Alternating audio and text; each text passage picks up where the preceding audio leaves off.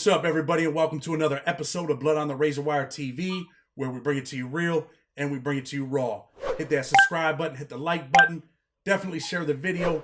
This is a message that you might want to hear. I spent a lot of time with this brother in prison, and really one of the most educated dudes that I ever met in prison. Good dude, but I'm going to let him tell you more about himself. Tell the people who you are, man, where you're from, and tell them how much time you did. First and foremost, the pleasure is all mine, brother. I wouldn't be here today if it wasn't for you. You was the first guy in the federal system that looked at my case and told me something's wrong. Something's wrong. And I just kept digging at it after that. Well, my name is Reginald Douglas. I eventually ended up serving 30 years combined, 25 in New York State, approximately 5 in the feds. I was charged with a murder in 1990. It was dismissed in 92 from Washington, D.C., state court, local court, and I went home. In 93, I was charged with a New York State murder. I received 25 years to life for that crime. I served 25 years in New York State, went to the parole board, made my first board. However, the feds had re-indicted me for the old murder in 2011. And I eventually ended up taking a 10-year plea, and federal time doesn't start until you touch federal land. So in 2017, they picked me up, and in 2021, I was released on compassionate release, which this brother right here played a major part in kicking the door open, if not the most important part. He showed all the federal prisoners and the federal system that it can be filed even though you're not 1,000 years old, or, all those over provisions that the BOP had, and we here to just kick it, man. We here to kick it about everything, about the positive things we're doing, about the transitions we've both made, and where we want to go moving forward, and just about the youth. Reg, I want to ask. And I want to ask you a couple. Go ahead. I'm sorry, Reggie. No, I'm good. I'm good. So I want to ask you a couple questions, right?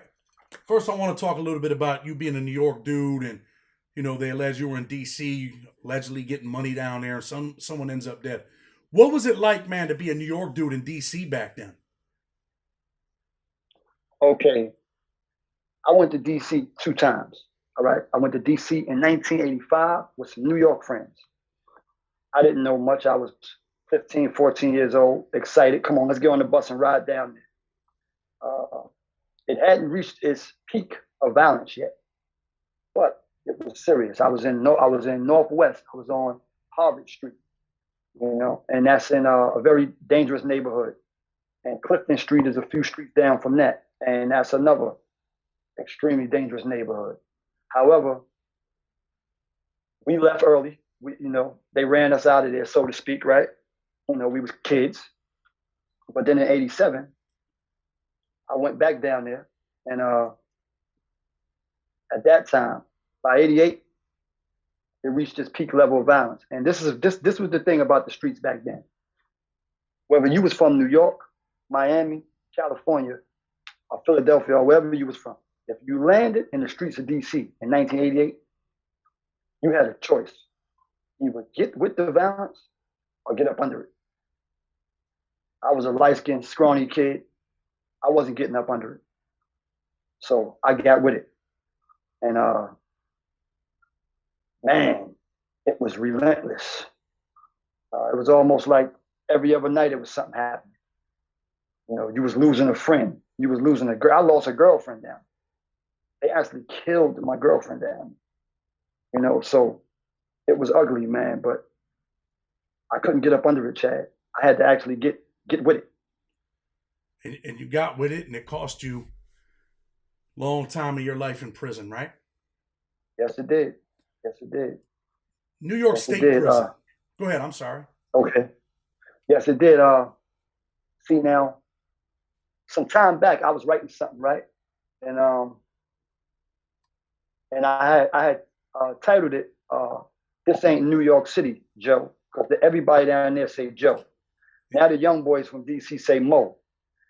But I remember when I was coming up in DC, everything was Joe. So I had wrote a chapter titled "This Ain't New York City, Joe," and I get that because in the prison system, especially DC jail, it was ultra violent. So in spite of my reputation in the streets, it was like the wolves couldn't wait to get their hands on me when I got in that prison, in that jail. Here goes this skinny kid that was causing all this trouble in the streets. We got his ass now. All right. So, and I remember an old timer telling me, "Hey man, this ain't New York City, Joe. This DC, far from home." And I just began to really see things differently, man. I started having a different aspect on life. I just wanted a chance to get out. However, I wasn't ready yet. When I got out, I committed another crime and I ended up serving that 25 years to life that you're about to speak of. You end up in New York State prison, right? Was it a wild place? New York State prison absolutely was a wild place. You see people cutting the face with razor blades back then? That's what they were doing, right? On a regular. I've served time nowhere but New York State maxes. Max A's. They have New York State system prisons go like this. Max A's, Max B's. They had medium A's when I first went in 93, and they had medium B's. And they used to have camps. I never served time anywhere but Max A's. My level never went down because there was always something in my files about who I was in the District of Columbia. Excuse me. So I served time in only Max A's. And I remember when I first went in, the very first jail that I went to was Elmira. And it was late 93, right after I was convicted, right? And I was in A block. And I was there with a real good guy. It was a real good guy that, you know, they used to call him Boxing Shy. And I met another guy, he was from Rochester. From my city. Yeah, Corey Sparrow. Yeah, Corey Sparrow. Let me tell you something about that. When I got out of prison, I went to visit my grandmother's grave, right? Do you know who's buried right in front of her? Boxing Shaw, Corey Sparrow, man. Ain't that something? I put some flowers on his grave, man, the last time I went there, bro. You know why? Because in spite of it all, in spite of whatever happened with him and he ended up dying, he wasn't really a bad guy. Like, you can sit down with him and have an open conversation with him. But when I met him, you know, people, and now I play it back. He had a manipulating personality about him. All right. So I had met a guy named Coochie from Rochester, Polly Archie, and we had got real cool. So he was beefing with some guys from Buffalo. So I'm just coming in, a wild New Yorker, right? New York City guy. So Shy tells me, "Hey man, Coochie wants to get it in with these two dudes right here." So when he walked Coochie over to me, I said, "Coochie, what? You want to get it in with them?" He said, "Yeah." I said, "All right, look, you take him, I'll take the big one, man. When they come around, just go." I had been there 4 months. They was about to put me in population. We went bang, bang, bang, bang, bang, bang, bang, bang, bang. Kicked me out. They sent me right to Comstock. Another gladiator school. I've been there. Yeah. Great Meadow. Correctional, vicious joint. So when I got there, it was it was almost like being in the streets again. Because the guys that I was surrounded by were some of the same guys I met in the streets. And guess what they're doing? Some of the same things we did in the streets. They did everything, but now they don't have pistols. They have knives, big ones. And they're using them as if they're in the street. They're extorting, they're kidnapping, they're taking dudes in the cell, pressing them, smacking. And, you know, I had to figure my way out because now this is a different world for me. You know, this is something, I don't have that gun anymore, man. You know, I wasn't a knockout artist, you know, so I had to be the guy that's willing to lose a fight. And everybody's not willing to do that. So some dudes check in, they get fucked, they get extorted. Me, I wouldn't give a fuck how big you was. You wasn't taking shit from me without some serious resistance. So I was getting with it.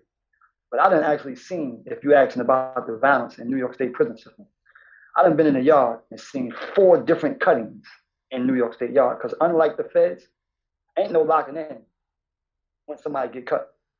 They got to be five, 6 cuttings, all right. So I've been in the yard where there was literally 4 cuttings in the yard, man. Before different incidents, before they said, "All right, we're going in, man." So that's how violent it was. Yeah. It's kind of like a live or die kind of place, right?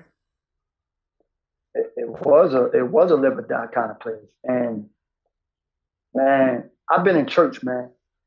It was me, a friend of mine named Danny Blue, and another guy named Wayno. And we sitting in the church, and Danny Blue is a tough guy. The whole yard know he ain't playing no games. I'm sitting next to him, and they send a kite to the other dude that's with us and tell him to give his chain up. And he's with us. So he shows us the kite. Blue looked at the kite and said, "Who sent it?" Said, "I got to ask him." When he asked him, the dude said, "Man, I don't know who sent it." So my man Blue said, "Ask him one more time who sent that kite, man. And if he say he don't know who sent it, beat the brakes off him, man. But we not leaving here." That's how serious it was in New York State prison. It was always something, man. People getting killed in the yard, everything, man. I've been there. I was in It's Comstock. something to look back on, man. I did a few years in Comstock. It was definitely a dangerous place, man. You know, me and you, we're going to do a part 2, maybe a part 3 on these videos, man, for real. Of course. We have a lot to talk about. We do have a lot to talk about. I want to talk, you know, because I know you're pressed for time tonight. I'm a little pressed. It's late. But I want to ask you a couple things that are important, right? You end up coming to, so you get out of New York State prison. I want people to know you never went home. You were in prison for 30 straight years. You end up coming to the feds. I never went home. You come to Ray Brook. You come to my unit. I meet you the first day, man. We're kicking it. And I say to myself, like, man, this dude's a pretty intelligent dude right here. And, you know, we had a mutual friend. I'm not going to go into detail about him too much, but he was a real asshole, man. He was a real asshole. But not, I don't want to say he was a bad dude. He just was on some bullshit, man. And when you get to Ray Brook, what was it like leaving New York State prison and coming to the feds? Okay, so, all right. When I was in the state, right, I used to always hear, man, it's better to do time in the feds. It's better to do time in the feds. Now, and I kind of wondered why, right? However, when you get there, you understand it. See, for us that's doing time in max A's, we're sentenced to a front number and a number on the back. It's either life, it's most of the time it's life, or it's 25 to 50, or something wild, right? So those sentences, even though they're read with the number, with the numeral number in the front, it's really reverse. It's life with the possibility of parole at 25 years. All right. So New York State prison system was the worst prison system, the top 5 in the nation with parole boards. So you can go there with college degrees, no disciplinary, hundreds of letters from home, and they were busting us in the head. 2 years, 2 years, 2 years, 2 years, 2 years. We're doing 30, 40 years off of 20. So we're getting hit 10 times. So the feds, however, are sentencing you to 20 years, and you're giving them 17 and some change. And that's the difference. The other reverse dynamic is that New York State had what they called an FRP program. So if you were married, you were able to go on a conjugal visits with your wife and spend 2 days with your wife. You was able to do that in some facilities every 40 days. So you're doing that 8 times a year. So now you lose that when you come to the federal system. So the two systems is like this. The state system is more of a physical imprisonment. The federal system is more of a mental prison system because you have to be strong mentally in order to get through it. Because you have guys like me and you who are from New York and find themselves in Atwater. And I have to ask myself, if I'm in Atwater and I get in a beef with a dude, what is my logical reason if I have life not to stab him? You know, it's like there's no incentives. You understand? And another thing I didn't like about the two systems is that, like I said, you met me at a point where I had really made a serious transition. And I had made that transition for some time, for 15 years of my life at that time. So I had gotten my education, I had taken some college courses. I was programmed crazy. If it was available, whether it was voluntary or not, I was taking it. Every day I left out the block with a bag on my shoulder going somewhere, right behind you. We're in the library. You're in the corner, me and my guys working. You remember that? So I do remember every day. but that was because the everyday New York prison system didn't allow you to not have your education and still be able to do all the things that they would that people felt that they could do in the federal system. The federal system, it almost promotes being stupid because all you have to do is a certain amount of hours and program or in school building, and you never have to go to education again. So guys like me and you have 60-year-old friends who don't have a diploma, but they the best poker players. They the best hustlers in the yard. They well, you know, they talk slick, but they can't tell you 12 times 12. And they can't write a letter to save them lives. And it's sad, man. We've seen that. And that's something that, I want to, when we do a part 2, we're going to talk in depth about that, man. Because that's something that we're going to delve into that, man. People need to understand that, man. Like, you would think federal prison is different and they're educated and the cops are smart and, it's a better class of prisoners. All that shit, man, is over with. It ain't like that no more. And that's definitely something that I want to touch on too, man, before. We're going to have to do it in a part 2 because it's important that we do that. My channel ain't just about, hey, man, gossip and violence and this dude got killed and, that dude's a piece of shit. We're really bringing this to the people to let the people know what's really going on in there. And it might not get all the views and all the likes, but guess what? Of course. It's real, man. You ended up in Raybrook. You ended up in our unit.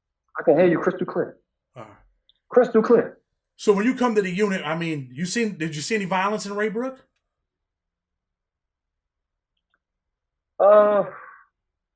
Yay and nay. I say yay because, every so often a guy might get punched in the mouth. I have a white friend that might have beat up a few people, but nobody's. So that's that. Well, I tell people I was a different dude and I changed my life. I didn't ask you about the violence in Raybrook to mention me, but hey man, sometimes things happen. You know what though? Yeah. That's the prison system. That's okay. Do you remember That's why go ahead. your judge cited. So what, he had a fight in 2011, 2012, 2000. That doesn't mean he's not a changed person. That was in your opinion. He believed in me, man, and I'm forever grateful. Do you remember you were there when that blood kid stole that Mexican dude's radio and the New York dudes took him in the cell? Do you remember that? And he ran in the CO's office. Remember that time? I remember it like it was yesterday, man. And the Mexicans were mad. They wanted him out of there, and it almost became. I remember it like it was yesterday. How about the dude from Rochester that climbed in the shower with the Paisa dude? Do you remember when all that happened? And the Paisas got involved. Cocho, remember Cocho? Yeah, I remember Cocho. Yeah. I don't know if you were there when we were calling the dude the Spider-Man and AD and all them wanted him out of there. Like, nah, he's from New York. We're going to crush this dude. No, I remember that. And he started telling me, nah, man, I'm from North Carolina, but really he was from Rochester. You remember that? Yeah. That was we see some crazy stuff. Know what I like about your show? Because I went and did my diligence on your YouTube show. And like you said, this is not about just saying, okay, well, I was here and there was this many stabbings over here and it was just this many that and I was in this city and it was this and this and this and this. You always find a way to educate. And if not, I wouldn't even be here. I wouldn't even be here, man. Well, you would be my friend and we would be talking on the telephone regularly because I can't put my face on something that don't teach. I can't do it, man. That's what's up, man. I appreciate you. And that, that's what we were doing in there. We're getting people out of jail, man. And, that's the one thing I tell people, in the law library, in the law library, man, when we were over there, man, it was good brothers over there really like, man, trying to help people get out. You, me, TH, and I've been in prisons where dudes are in competition, man, where, they just want to do people's cases so they can get $200 in commissary and they don't really give a shit. But at the end of the day, Reg, man, it's about the mission, man. I heard about you before I even reached Rainbow. There was a guy being transferred. He was from DC. His name was Chick. And I was talking to him in Brooklyn on my way there coming from the state. He said, man, if you really want to get out of prison, there's two people you need to see, either TH or Chad Marks. He said, Chad is in the block with your man who was like my brother, AD. He said, and you just go see him, man. And the best decision I made was coming to you first because, like I said, you looked at it, you felt that, damn, they fucked you so bad that we really don't know how we're going to get in court, but there's something wrong with your case. And that is what kept me going even after you left, But to answer your question, if you're ready to ask that question on part 1, or you want to ask that question on part 2, or you want to ask the question on part 3, I'm going to ask you. Let me know. I can answer that question anytime you want. I'm gonna ask you that question every time we do an interview. What would you tell your younger self, or what message do you have for the kids, or for even younger people that are on the wrong road, Reg? I'm gonna. All right, here we go. Since I know we're going to do about 3 parts, I'm going to answer it. Part 1. All right, for the younger people that's on the wrong road. When you're young, right, you can't really see the pitfalls because you don't see a handcuff. All you see is a dollar. And if you don't see a dollar, you see a group today. You see a group that you're down with. And all you see is this group. And whatever that group is doing, you want to do what that group is doing. Unfortunately, life is so much more than that, man. And we don't understand the value of life until we lose life. But see, we lost life in more than one way. Me personally, I lost life in more than one way. I went to prison and people died that I loved. I had a child. I couldn't be there for him. He ended up with a son. I ended up coming home to be with the grandchild, but I could not be with him when he was first born.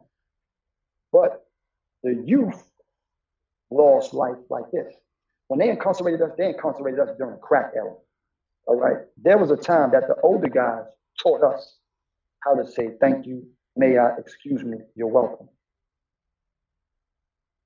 They were role models in spite of everything that they were doing. But when they incarcerated all of us, no matter how they got us in prison, they didn't care how they got us in. All they want to do is win the war on drugs.